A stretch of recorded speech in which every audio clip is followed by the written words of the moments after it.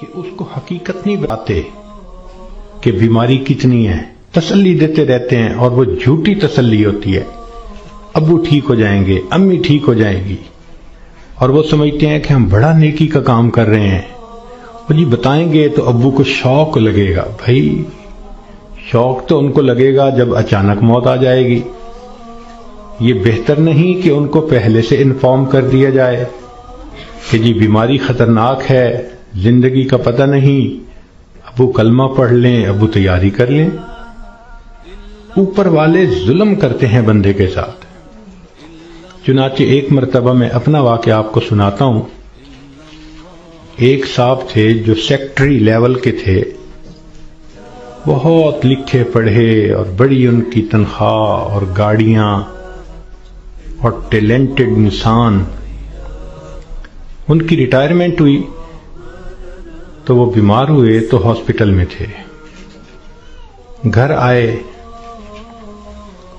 تو ہم ان کی تباہ پرسی کے لیے حاضر ہوئے۔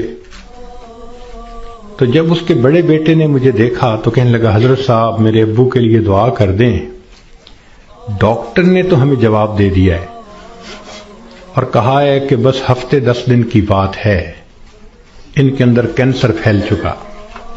لیکن ہم نے ابو کو نہیں بتایا، آپ بھی پلیز ابو کو نہ بتانا۔ میں خاموش رہا۔ خیر اندر گئے، ملاقات ہوئی۔ تھوڑی دیر کے بعد میں نے انہیں کہا جی کہ مجھے آپ سے کوئی بات کرنی ہے۔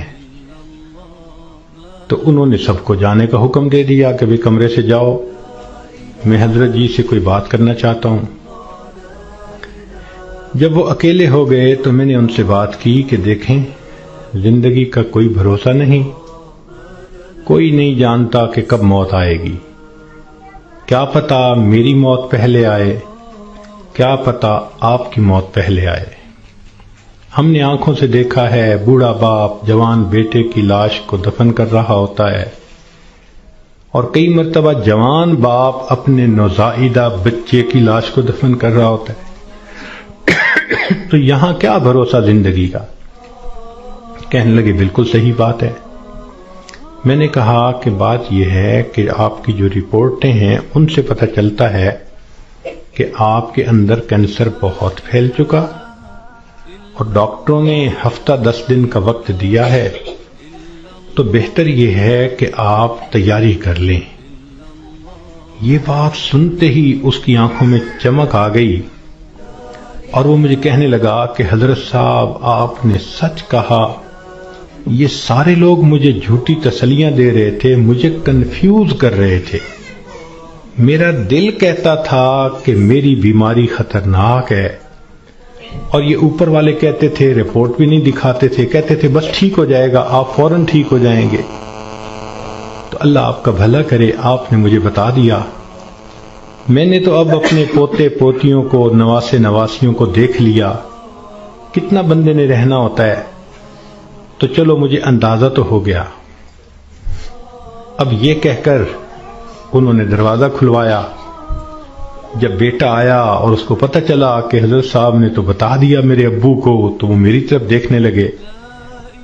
میں نے ان کو کہا کہ بچے غصہ نہ کرو، میں نے تمہارے ساتھ بھلا کیا ہے۔ اللہ کے اس بندے نے سارے گھر والوں کو بلایا اور ان کو کہا کہ دیکھو بھئی، میری بیماری کی یہ حالت ہے کہ میرے پاس صرف 6-7 دن ہیں۔ اب ایسے کرو کہ جو میری زمینیں تھیں، جائیدادیں تھیں، مکان تھے اور وہ میرے نام تھے، سارے نکالو، میں اپنی وراثت کو بچے اور بچیوں میں شریعت کے مطابق تقسیم کرتا ہوں تاکہ میرے بعد جھگڑے نہ ہوں۔ لو جی 2 دن میں انہوں نے سب جائیدادوں کا بچوں کے نام انتقال کروا دیا تاکہ بچوں کے جھگڑے نہ ہوں آپس میں۔ پھر اس کے بعد انہوں نے کہا کہ میرا جی چاہتا ہے کہ میرے بچوں کے آپس میں رشتے ہوں، تو کچھ رشتے تھے جو انہوں نے پرپوز کیے اور ان کی وجہ سے انہوں نے آپس میں ہاں بھی کر لی۔ پھر تیسرا کام انہوں نے یہ کیا کہ کچھ رشتہ داروں کی آپس میں ناراضگیاں تھیں، ان کو بلایا اور کہا کہ دیکھو بھائی میں مہمان ہوں، میرے دل کی تمنا ہے کہ میں تمہیں آپس میں ایک دوسرے سے سلو کرتا ہوا دیکھوں۔ چنانچہ 15-20 سال سے جو ایک دوسرے سے رشتہ دار نہیں بولتے تھے، گھر آنا جانا نہیں تھا، انہوں نے ان سب میں سلو کروا دی۔ پوری برادری اتنی خوش تھی ان تمام باتوں پہ کہ جی اس بندے نے اتنا اچھا کام کر دیا، یہ ہماری برادری کا بڑا تھا، سب میں جوڑ پیدا کر دیا۔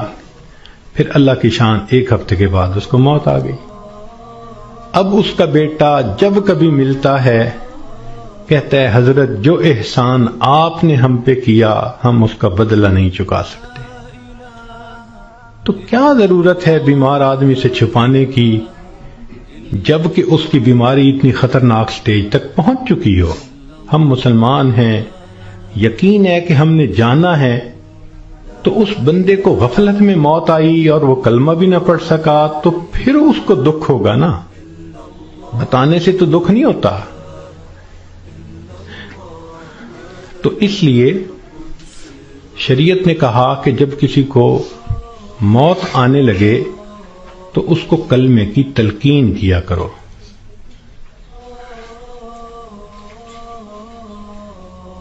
ہم نے یہ دیکھا ہے کہ ادھر بندے کے آخری لمحہ ہوتا ہے اور ادھر بیوی جو ہے آگے بڑھتی ہے اور بیٹی کو کرتی ہے، آپ نے پہچانا اسے، یہ کون ہے؟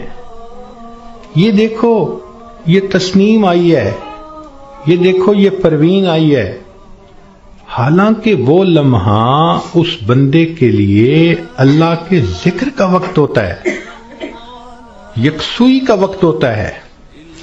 تو یہ مسئلہ سمجھ لیں کہ جب کسی مریض یا مریضہ کو دیکھیں کہ اب آخری لمحے ہیں، مت تعارف کریں اور کروائیں۔ ساری زندگی اس کو تعارف ہوتا رہا، اب تو رب سے تعارف ہونے کا وقت ہے۔ اب کیوں اس کو غافل کرتے ہیں؟ کیوں اس کی توجہ کو